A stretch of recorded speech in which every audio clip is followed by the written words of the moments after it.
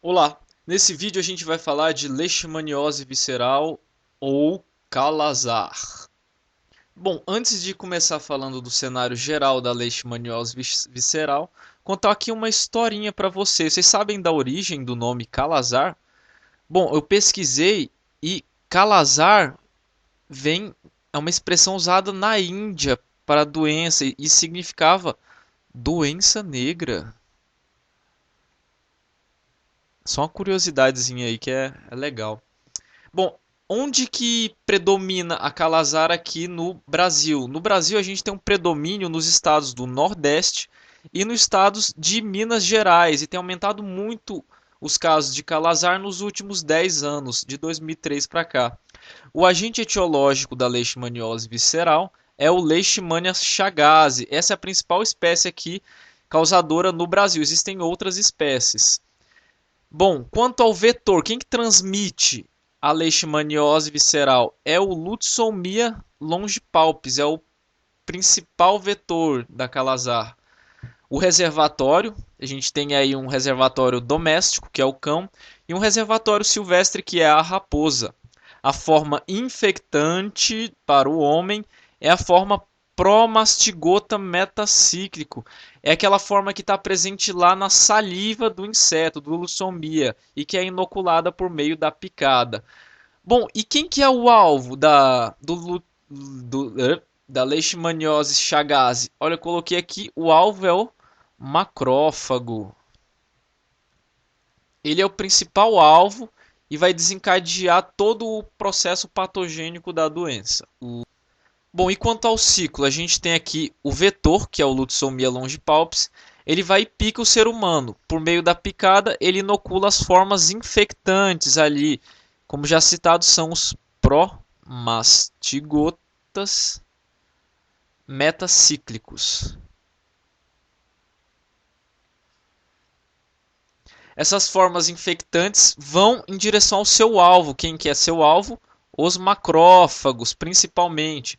Dentro dos macrófagos, eles são englobados, forma-se ali o fagolisossomo, mas o fagolisossomo não consegue degradar o parasita e ele se diferencia na forma intracelular ali chamada amastigota, que é uma forma sem flagelo, como você pode ver aí. Daqui ela vai se multiplicando até que elas são liberadas e reinfectam outras células, podendo ser sugado por um outro vetor e dando continuidade ao ciclo. Como que se dá o mecanismo de patogênese da Leishmania chagas? Bom, primeiro ela é inoculada lá e ela vai e se dissemina pelo sistema linfático. Ela vai até os linfonodos e pode causar um inchaço ali nos linfonodos, como a gente vai ver na sintomatologia depois. Depois de disseminar, ela chega a invadir vísceras, principalmente vísceras que contêm macrófagos, por exemplo, baço, por exemplo, os linfonodos, por exemplo, fígado e outros. Bom, eles invadindo esses órgãos e eles vão destruindo os macrófagos. Isso vai refletir depois numa queda do sistema imune, que o paciente com calazar ele fica debilitado. E nesses locais, nesses órgãos em que eles se infiltram, ocorre recrutamento de outras células da defesa. Ocorre recrutamento de linfócitos, ocorre recrutamento de macrófagos, células plasmáticas, e isso vai resultar também numa hiperplasia, como a gente vai ver depois também. Em decorrência do mecanismo de patogênese, da infiltração naqueles órgãos já citados, a gente tem algumas alterações. Por exemplo, a principal aqui característica é a esplenomegalia, ou seja, uma hiperplasia do baço, que é aquele órgão que principalmente concentra ali as células leucócitos, linfócitos, macrófagos. A gente tem também uma infiltração ali nos hepatócitos, no fígado, que vai causar uma hepatomegalia também. Como já falado, pode ter poliadenia, que é um inchaço generalizado dos linfonodos. E aqui importante, ó, o que acontece na medula óssea, que ali é o órgão produtor, órgão linfóide primário. Ocorre hipoplasia no setor formador de células do sangue. Que células do sangue? Por exemplo, plaquetas. Por exemplo, hemácias. Por exemplo, leucócitos. Em decorrência disso, vamos colocar aqui, você vai ter leucopenia, plaquetopenia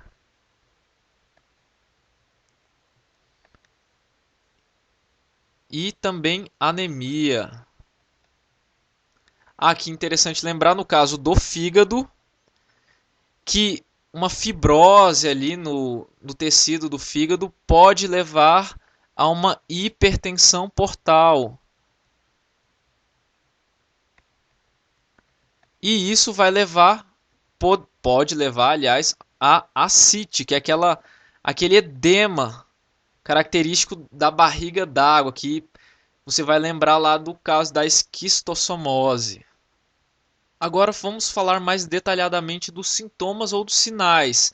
Aqui a gente já citou alguns dos sintomas, que é, por exemplo, hepatoesplenomegalia, você pode ter febre, tosse seca, diarreia. E esses primeiros aqui, eles são mais característicos da fase aguda. Já na fase crônica, que também é chamada de Calazar clássica, você tem aí principalmente um emagrecimento em função da hipoproteinemia lá. Você tem edema. Por quê? Porque você tem diminuição da albumina plasmática. Lembra que a albumina é produzida lá pelo fígado e o fígado tá parasitado ali pelas formas amastigotas.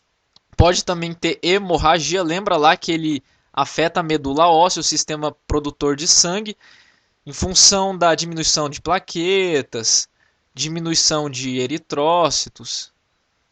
E aqui, ó, caquexia, que é o caso extremo de emagrecimento, que você tem ali debilidade muscular, fraqueza e muito magro. É importante lembrar aqui o caso das infecções oportunistas. Por que falar em infecções oportunistas? Por quê? Porque o Leishmania chagas, ele parasita os macrófagos, células da defesa. Se você tem ali uma destruição das células da defesa, você vai estar mais suscetível a essas infecções oportunistas. Então, pode ser que apareçam pneumonias,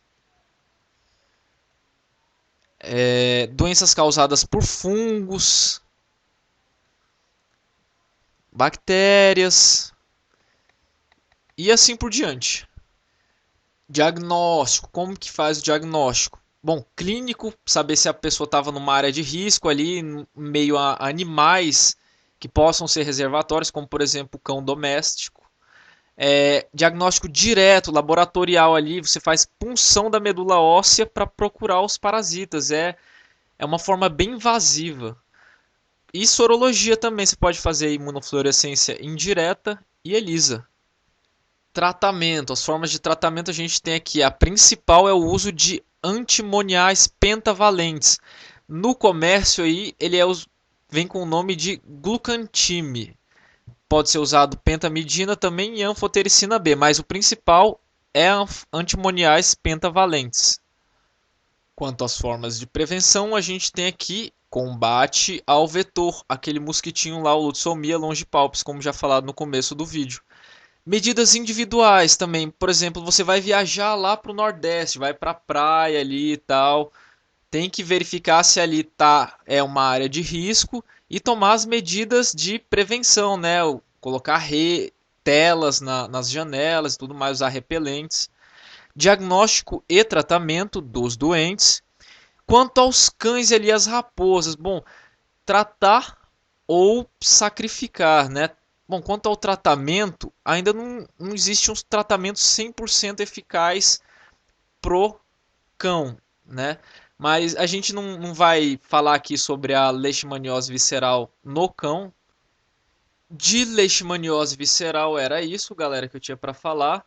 Obrigado por ter assistido o vídeo. A bibliografia está aí abaixo, nos comentários extras. Qualquer dúvida, crítica ou sugestão, manda um e-mail lá pro nosso canal, canalresumed@gmail.com. É isso. Valeu, falou. Tchau.